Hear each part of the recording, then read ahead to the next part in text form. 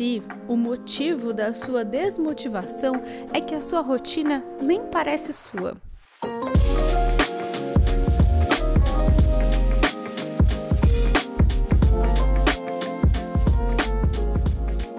Olá, este é Em Busca da Rotina Perfeita, experiências reais de uma pesquisadora em comportamento humano. O meu nome é Julia Testori, @JuTestori, e esse podcast surgiu para conversas que não cabem em alguns segundos de um story.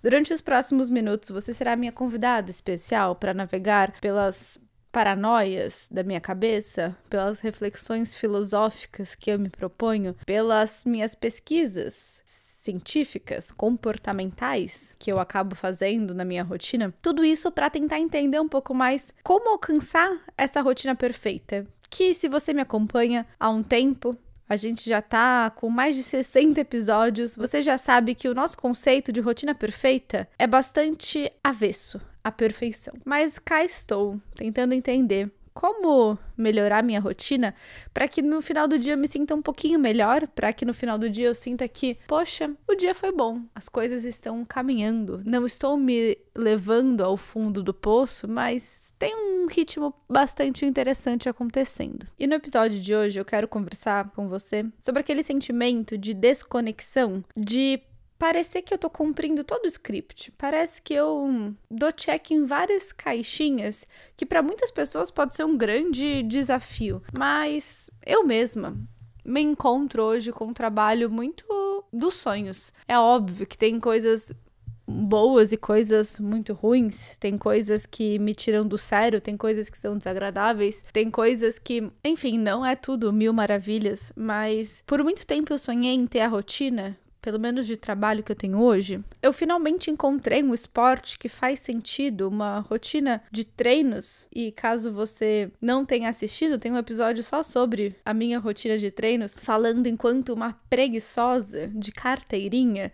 Inclusive essa semana eu compartilhei nos stories a minha dificuldade em seguir no meu Pilates de manhã. Eu faço o primeiro horário que a minha professora tem disponível, que é às 7 da manhã. E eu comecei a fazer por conta de uma lesão mesmo, por conta de uma dor na cervical postural, né? Hoje eu estou tratando outras dores que foram surgindo com os meus quase 30 anos de idade. Uma dor no joelho, uma dor nas costas e por aí vai. Mas agora que começou a esfriar, pelo menos, né, eu voltei de viagem e onde eu estava muito calor. E essa volta foi muito difícil. E eu provavelmente vou ficar falando dessa volta por pelo menos mais um mês, até a minha cabeça sintonizar. Acho que tem umas 2, 3 semanas que eu voltei e eu ainda sinto falta daquele calor. Mas tá muito difícil de acordar super cedo, porque pra eu começar o treino às 7, 15 minutos de deslocamento, 15 minutos me arrumando, 15 minutos comendo, 15 minutos acordando. Antes das 6 eu tenho que estar de pé. E tá um breu, tá muito escuro. Então,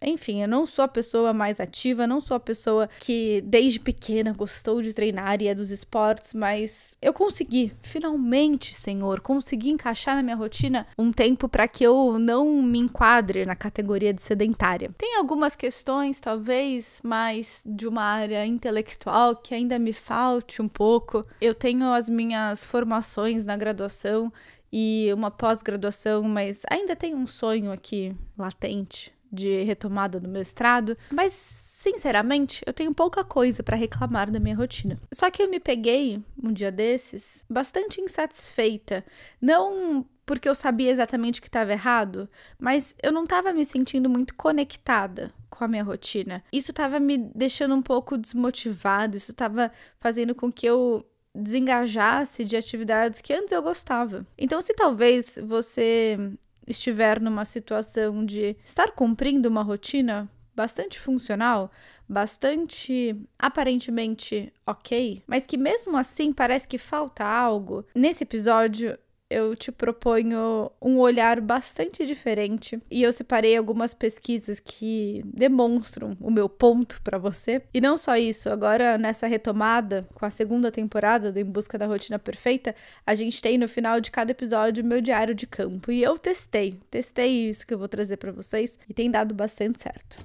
O meu grande palpite é que talvez essa minha desconexão, falta de sintonia, desmotivação, falta de energia que pode acabar resultando às vezes em procrastinação, resultando às vezes em, sei lá, né, esse sintoma meio de preguiça, sabe? Tem muito a ver com uma dificuldade de me ver naquela rotina, no sentido de autoria. E é um pouco esse o conceito que eu vou discutir com vocês hoje, que eu vou conversar com vocês hoje, que eu comecei a refletir e que foi fazendo cada vez mais sentido. E aí eu fui pesquisar, fui entender pelas ciências comportamentais o que se sabe sobre motivação e autoria. E, na verdade, sabe-se muita coisa. E a minha tentativa aqui vai ser te provar como, com pequenas coisas, você consegue sentir mais dona da sua própria rotina. Como que se sentir mais dona da sua própria rotina vai te deixar um pouco mais apaixonada, não no sentido tão romântico de, nossa, minha rotina é maravilhosa, é divertida, o meu trabalho é muito interessante, eu faço várias coisas diferentes, porque isso normalmente, pelo menos pra mim, tende a me levar para aquelas rotinas em que tem muita novidade, que tem sempre um jantar diferente, um almoço com as amigas, um café da tarde inusitado, terça, sei lá, 4 horas, ou então uma variação muito grande de atividade física. Ai, um dia eu faço pilates e no outro dia eu tenho a minha sessão de escalada e no outro dia eu tô no funcional e no outro dia eu tô no hot yoga. Não é nesse sentido de uma rotina apaixonante, é no sentido de você perceber que você criou aquela rotina e que você tá habitando a rotina que você mesma criou e que você tem autonomia o suficiente para mexer em algumas coisas, porque é óbvio que uma parte considerável da nossa rotina não tá dentro do nosso controle. Tudo bem, você pode, se você odeia seu trabalho, você pode mudar de emprego, mas não é tão simples assim, eu sei que não é tão simples assim. Então eu imagino que exista um campo lá cinzento, em que você não tem tanto poder de ação, mas eu quero te propor essa percepção de que você criar a sua própria rotina e atribuir em pequenos momentos um pouco mais de você, isso vai fazer com que você consiga habitar esse processo que a gente falou no episódio passado da repetição, de uma maneira um pouquinho mais presente, um pouquinho mais conectada, e talvez um pouquinho mais apaixonada, porque você sente que tem você dentro daquele processo. Ufa! Será que eu tô conseguindo me fazer clara?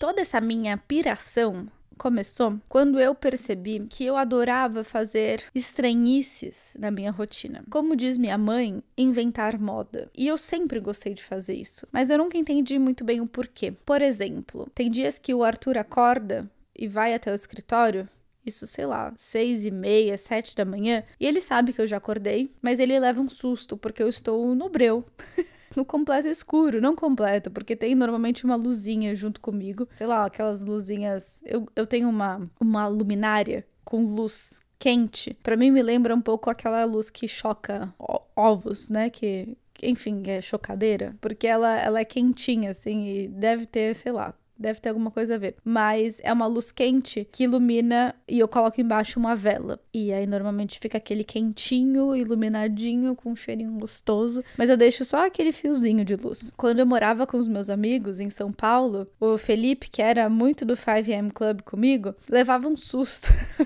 Porque eu também normalmente acordava e acendia uma luz ou outra. Eu gostava de ficar muito no escuro. Mas eu não faço isso todos os dias, tá? Eu faço isso às vezes, quando me dá na telha. E não é o tipo de coisa que eu fico divulgando, que eu fico falando assim, ai, porque a minha rotina eu faço isso. Porque não faz sentido. Sei lá, eu já vi algumas pessoas falando, diminua a luz pra você ter uma luz só que vai fazer com que você foque. Gente, sendo muito sincera, não sei se eu vejo muita explicação. E não é tudo que a gente faz na nossa rotina que tem que ser muito justificado. Sei lá, eu só faço porque eu gosto, porque pra mim entra nesse campo das estranhices, esquisitices. Eu lembro que uma amiga minha uma vez me chamou pra escalar. E eu posso estar enganada, tá? Mas eu nunca tinha visto ninguém como programa de adulto, sei lá, sábado, ir escalar. Na minha cabeça, a última vez que eu tinha escalado foi em um buffet, em alguma festa de criança. E eu gostei muito daquilo. E eu falei assim, nossa, eu vou incluir na minha rotina. E eu me sentia muito bem, porque era uma coisa que era minha, sabe? E esse conceito de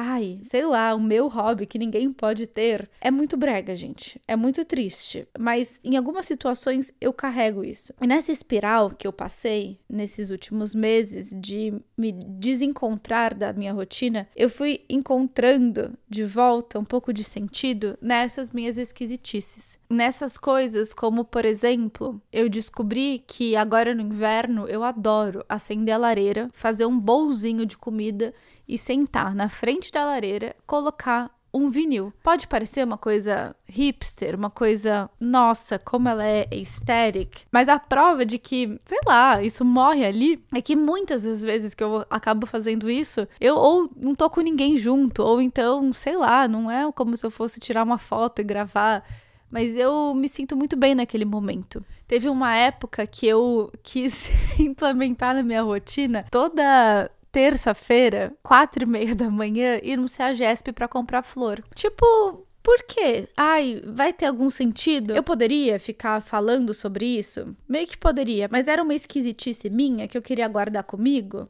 e que, de alguma forma, me fazia bem. E aí, retomando as minhas esquisitices ou essas coisas que não fazem o menor sentido, mas pra mim é legal, eu comecei a perceber esse certo padrão. Fiquei muito intrigada em investigar e entender por quê. Acontece que existe, nas ciências comportamentais, uma noção de autoria. Quanto que da sua rotina existem ações que realmente são suas? E eu não tô falando que você precisa fazer algo que ninguém faz. Eu tô falando sobre você sentir que você tá fazendo aquilo porque você genuinamente quer. Não tem utilidade, não tem explicação, não tem pessoas para agradar, enfim, não tem nada. É simplesmente porque você quer. Para entender esse conceito de autoria, a gente pode passar mais pela psicologia comportamental. Existe o conceito de autodeterminação. Existe também o conceito de agente, de agir, de não passivo, que tem bastante a ver com ter o protagonismo da ação. Então, quando você perde um pouco o controle das contingências, quando, por exemplo, você faz porque tem que ser feito, você faz porque sempre foi assim, você faz porque alguém mandou, isso diminui um pouco o seu protagonismo naquela ação. Existe esse conceito, indo para a psicologia comportamental, só que na economia comportamental também existe essa noção, eu acho que não tão formulada assim como a autoria, mas tem uma pesquisa, um experimento muito interessante de um economista comportamental muito famoso, que fala sobre o efeito IKEA. A IKEA é loja de móveis, assim. Esse experimento, vou contar pra vocês, foi feito, sempre tem, né, o grupo controle e o grupo que vai ser testado. Então tinha o grupo IKEA e o grupo controle. Esse grupo IKEA tinha que montar com as próprias mãos algum item simples, tipo uma caixa de papelão, uma peça simples. E o grupo B, que era o grupo de controle, recebia esse item simples já montado. O segundo momento do estudo, então depois que o grupo IKEA montava e o outro grupo controle só recebia esse item, eles tinham que estimar quanto que eles pagariam por aquela peça e estimar também qual que era o valor de mercado dos itens montados pelas outras pessoas. O resultado é que os participantes atribuíam um valor financeiro maior para os itens que tinham montado do que para os itens que, enfim, só foi recebido, ou que outras pessoas, né, tinham montado. Isso mesmo quando a montagem não estava perfeita. A montagem não estava esteticamente ideal, não era exatamente o melhor resultado, mas mesmo assim, só por ter sido montado pelo grupo, aquele indivíduo atribuía um valor maior, um valor financeiro mesmo maior para o produto. O que eles concluem é que o investimento de esforço gerava um certo apego, e esse certo apego tinha bastante a ver com essa noção de autoria. Isso elevava a percepção de valor daquele produto. Ou seja, a autoria e o esforço conseguem aumentar a valorização subjetiva de alguma coisa, mesmo quando o produto final não tá ideal ou então tá muito semelhante com o outro que você não montou. Então, só o que tá sendo feito, o que tá sendo avaliado objetivamente não importa. São vários fatores e um deles é realmente talvez o esforço investido ou a autoria. O que pode acontecer na sua rotina quando você se sente responsável por estar criando aquela rotina? Quando você determina um pouco mais conscientemente os seus horários? Ou quando você cria um ritual que é só seu. Tem um episódio que se chama Rituais de Rotina, em que eu falo como eu sou apaixonada por criar rituais. E não assim no sentido de criar rituais das minhas esquisitices, mas no sentido de eu tava assistindo uma série e aí eu descubro que judeus praticam algum tipo de ritual. E, enfim, tem uma questão religiosa. E, obviamente, né, sem me apropriar, sem ter todo o repertório daquela religião, eu me vejo muito fascinada por esses momentos de ritual. E nesse episódio, que eu gosto muito desse episódio, inclusive, eu falo um pouco sobre antropologia e antropologia estrutural para entender sobre os rituais. Só que o que a gente tá falando hoje, agora, tem a ver com você talvez criar um ritual, talvez incorporar algo na sua rotina que te dá um pouco de senso de que, putz, eu que criei aquilo, eu que decidi, eu que fiz parte daquilo, eu que escolhi dessa forma, sabe? Eu que, no domingo, tive o meu momento de moldar, quase como uma massinha, qual vai ser a minha rotina. Eu que, na segunda de manhã, olhei e senti que iria começar algo que eu me preparei para aquilo. Eu que testei várias formas de incluir atividade física no meu dia a dia e testei, errei, até chegar em um formato que parece mais interessante. E esse processo de criar aumenta o valor emocional daquilo. E talvez por isso que a gente se sinta tão desmotivado em uma rotina que funciona, mas que não tem muito da nossa assinatura, que cai naquele primeiro conceito da psicologia que eu comentei, de passividade, de perda do protagonismo da ação. Eu faço porque tem que ser feito, eu faço porque é assim, sempre foi assim, eu faço porque alguém mandou. E sendo muito sincera, como adulto funcional, você vai ter que fazer coisas que mandaram, e a gente não pode esperar que tudo na nossa vida, tudo na nossa rotina seja exatamente do jeito que a gente quer. Ok, fato. Mas isso não significa que 100% das coisas da nossa rotina estão fora do nosso controle. Tem pequenas situações em que é dada a possibilidade de escolha e eu às vezes delego, eu às vezes ignoro, às vezes prefiro nem escolher. Quando eu passo essa escolha para outra pessoa porque eu não me sinto confortável o suficiente, eu acho que é uma responsabilidade muito grande escolher, ou quando eu deixo de fazer alguma coisa que por algum momento eu quero, simplesmente porque, sei lá, qual que é a função disso? Qual que é a utilidade disso? Talvez a utilidade não seja a principal razão daquilo ser feito. E sim, aquilo tem que ser feito porque você quer. E ponto. E só o fato de você querer é suficiente para justificar alguma coisa que vai te fazer bem. Porque no final das contas, pequenos acúmulos de coisas que te fazem um pouquinho bem significa que você vai estar um pouco mais engajada na sua rotina. Outras coisas chatas vão ser feitas porque você tá com um ritmo um pouco mais positivo. E a gente sabe que no fim do dia são rotinas de médio e longo prazo sustentadas, óbvio, com as mudanças necessárias que forem surgindo no caminho. Mas são essas rotinas que fazem sentido no médio e no longo prazo, que são capazes de mudar alguma coisa. Então, caso você queira testar algumas coisas na sua rotina, eu te proponho que você pense em talvez algo que você gostava de fazer quando você era menor, ou então algo que você fez uma vez e se sentiu bem, mas achou que não cabia mais na rotina que você vive hoje. Te proponho a realmente dar um pouco mais de tempo para você criar a sua rotina. Isso pode ser, sei lá, tirar um sábado à tarde para reformular um pouco como que tá estruturado, né, os seus blocos de tempo, ou então as sequências de tarefas. Na virada de mês, talvez pensar em um planejamento mensal. No começo da semana, abrir a sua agenda, o seu Google Agenda, o seu Planner, e entender o que tá por vir, quais são as minhas intervenções, o que eu vou colocar que vai ser interessante naquele dia. E eu tenho tido muito mais atenção para esses momentos. E nesse quadro de hoje, sobre diário de campo, a gente vai falar exatamente sobre esses momentos. Porque foi o meu teste de verdade de não ser engolida pela mesmice. Voltando naquele meu primeiro ponto. Eu sei que é brega querer gostar de algo que só você gosta. Isso daqui é tão ensino médio, tipo, eu tenho a minha banda e não posso contar pra ninguém. Talvez seja um pouco a minha tentativa de me manter única, porque isso acaba importando pra gente.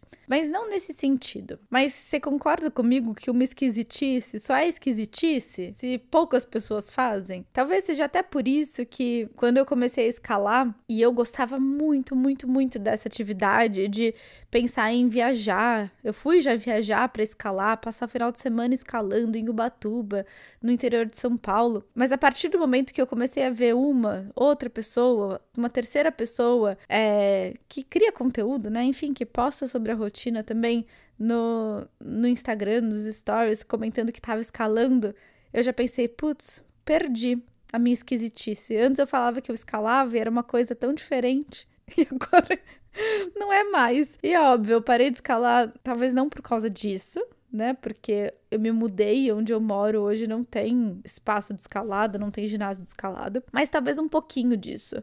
Tanto é que o meu esporte que eu pratico hoje, praticamente todos os dias, é um esporte que tem pouquíssimas mulheres. E normalmente, pelo menos com o meu biotipo e com a minha estrutura e a minha forma fofa de ser, quando eu era apegada à astrologia, eu me consultava com um astrólogo, que inclusive é pai de uma pessoa que eu admiro muito na criação de conteúdo, enfim, que eu acompanhei por muitos anos e que me consultava pessoalmente, né, com o pai dela, e ele falava sempre que era a minha lua em câncer.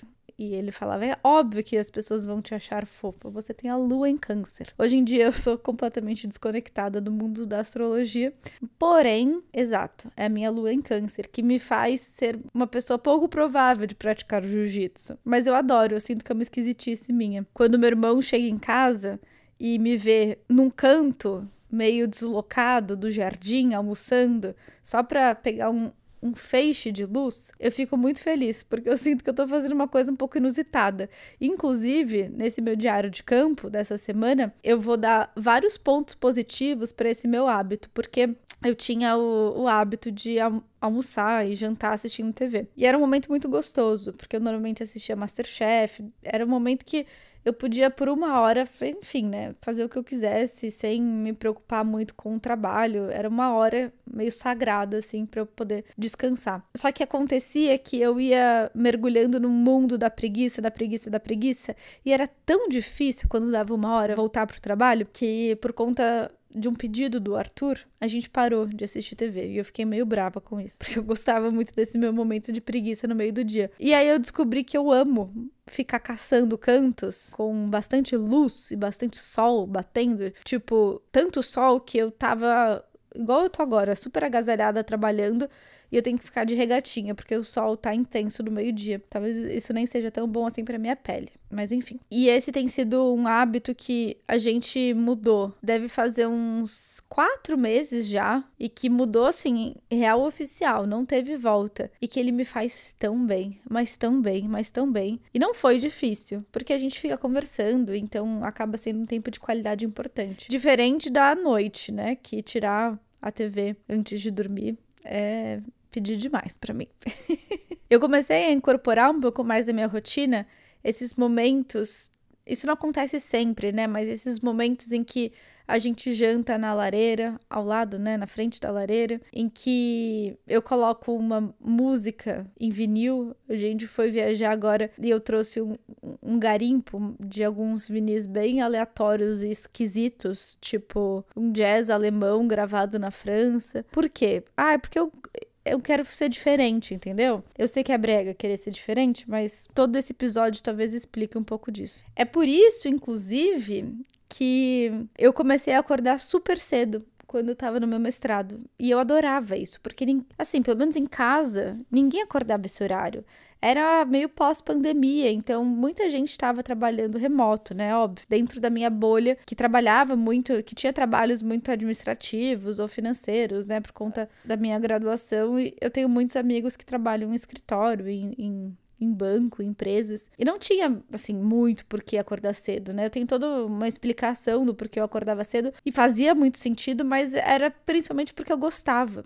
E a partir do momento que começou a estourar o Milagre da Manhã e o 5am Club, eu peguei um bode, né, sabe? Assim, uma repulsa disso. E não queria mais acordar cedo. Agora eu quero outra coisa. Não sei o que, mas quero outra coisa. Era quase como se eu tivesse encontrado o meu senso de identidade, mas que ele foi usado de uma forma não tão legal por outras pessoas e eu precisava recuperar essa minha identidade. Então eu precisava mudar esse hábito. São escolhas minúsculas, mas são minhas. E essas intervenções que eu tenho feito na minha rotina, trazendo aqui o meu diário de campo, têm sido muito positivas, muito, muito, muito gostosas. Como eu falei, acordar cedo e ficar no escuro, ou em blocos criativos, às vezes até à tarde mesmo, eu apago as luzes e fecho a janela. E eu coloco no YouTube, eu pesquiso por Vinyl Sessions e fico lá ouvindo. Uma música japonesa, uma música sei lá da onde, mas meio que na minha bolha. Isso tem dado um pouco de vida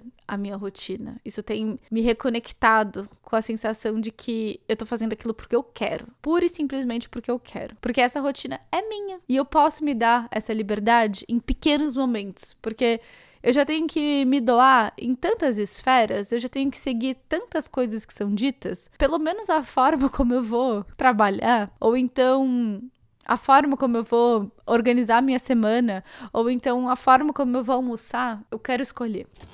Bom, e esse foi o nosso episódio dessa semana. Estamos de volta, esse é o segundo episódio da temporada. Muito, muito feliz em ter você aqui comigo. Muito obrigada por ter ficado até o fim. Eu espero que a sua faxina, o seu cardio, o seu deslocamento tenha sido um pouco mais divertido ou gostoso comigo. Não se esqueça que aqui embaixo eu deixo sempre na descrição o link para você se inscrever na nossa newsletter. E agora eu tô enviando praticamente todos os dias, então, as referências, estudos, reflexões em texto para você ler assim que você acorda. Estão sempre disponíveis, é só você se inscrever por lá. E um convite, caso você queira me acompanhar nas redes sociais e principalmente caso você queira participar de uma surpresa que eu estou bolando pro dia 26 de agosto, fica aqui o meu convite. Eu não sei se as inscrições já vão estar abertas ou não, mas vai ser uma aula gratuita para quem me acompanha e quiser aprender a criar essa rotina um pouco mais autêntica. No dia 26 de agosto, as inscrições também vão estar aqui embaixo. Uma ótima semana para você e até mais.